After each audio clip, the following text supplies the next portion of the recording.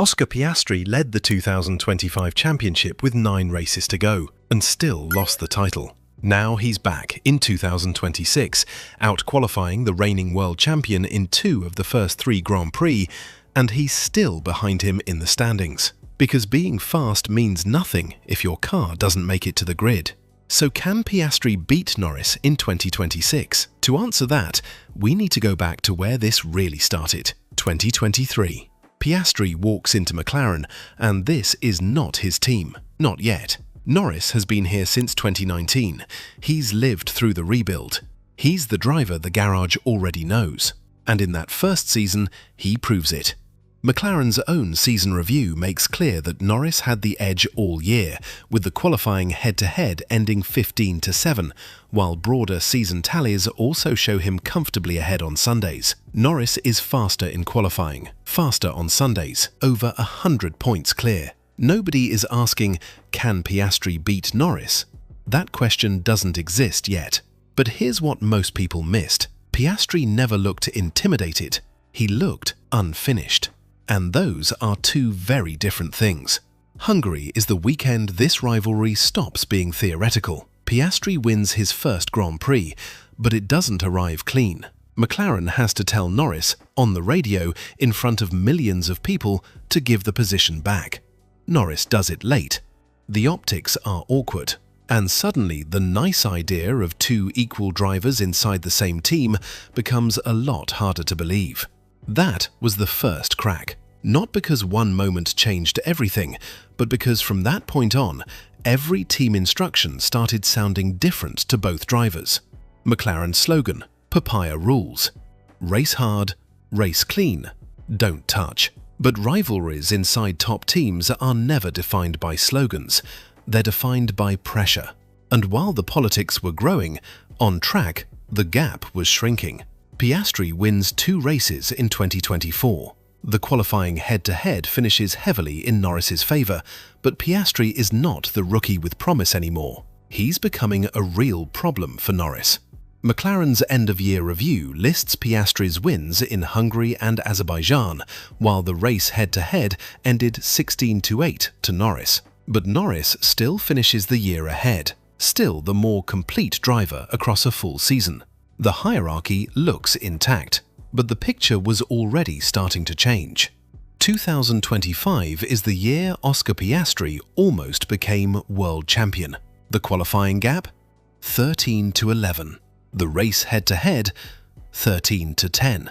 They won the same number of races, 7 each. Same number of poles, 7 each. For the first time, these 2 were statistically equal. And Piastri wasn't just matching Norris, he was leading the championship. 34 points clear, 9 rounds left. Then McLaren made a call at Monza. Piastri was ahead after the pit stops. McLaren told him to give the position back. He disagreed, but he did it. Publicly, he said he'd move on. He didn't move on. Baku, the very next race, crashed in qualifying. Crashed on lap 1. Then a botched race start dropped him to the back. 3 setbacks in 1 weekend. It was like watching someone come apart in real time. The 34-point lead? Gone. Race by race, it disappeared. Norris won the title by 13 points, while Verstappen ended just 2 behind Norris. 13 points. That's what separated the driver who proved he could win from the one who actually did. 2026 is a completely new era. New regs, new cars, and a massive shift in what a driver actually does behind the wheel. Active aero, wing elements that change angle in real time. The old DRS approach is gone, replaced by a new active aero and overtaking framework, with far more emphasis on energy deployment and battery management lap by lap. This isn't just about having a fast car anymore. It's about making hundreds of decisions every lap. When to harvest, when to deploy, when to attack. That rewards precision. That rewards adaptability. And adaptability has always been Piastri's defining trait. Formula Renault Euro Cup champion, Formula 3 champion, Formula 2 champion, 3 straight seasons. Every time the car changed, he won. So when the 2026 cars hit the track, everyone's watching Mercedes and Ferrari. But inside the McLaren garage, something quieter is happening. Piastri is beating Norris again over one lap, often enough to make people pay attention. But there's a problem. Australia. Piastri qualifies ahead, crashes on the reconnaissance lap, never starts the race. Norris finishes 5th, 15 points to 0 in the head-to-head for that weekend. China. Norris qualifies ahead, but on Sunday both McLarens fail to start with technical problems, another 0 for Piastri. Japan. Piastri qualifies ahead for the second time in 3 Grand Prix, and finally he starts the race. Finishes 2nd, first podium of the season. 3 qualifying sessions, 3 different circuits. Piastri was faster in 2 of them. Australia and Japan went his way. China went Norris's way. Even so, across the opening 3 rounds, the trend is a lot closer than most people expected. That's not a fluke, that's a trend. But the standings don't care about Saturdays. Norris leads Piastri, 25 to 21, because the weekend's Piastri didn't race gave the champion a head start that raw speed hasn't erased. 4 years, and the gap between them is almost gone. So, can Piastri beat Norris in 2026? Yes, absolutely he can.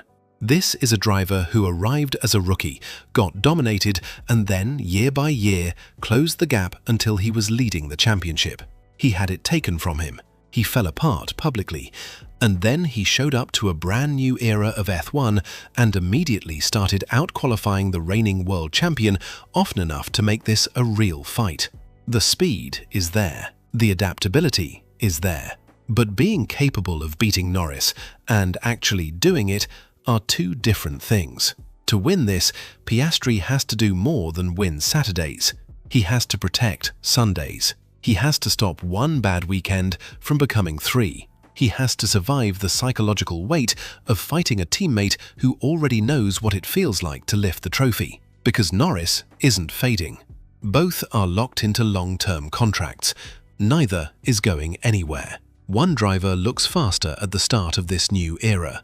The other still looks more likely to hold up over an entire season. One is trying to prove that last season didn't define him. The other is trying to prove that it did. Piastri has already shown he can get close. He's already shown he can lead. Now he has to show he can finish the story. Because in 2026, beating Norris is no longer about finding more speed. It's about holding on to everything when the season starts trying to take it away. Here's the thing about this rivalry. Every season so far has ended the same way, with Piastri 1 step behind, wondering what would have happened if one weekend had gone differently. 1 DNS, 1 team call, 1 crash he couldn't take back. Miami is next. And if Piastri qualifies ahead of Norris for the 4th straight time, that's no longer a trend. That's a statement.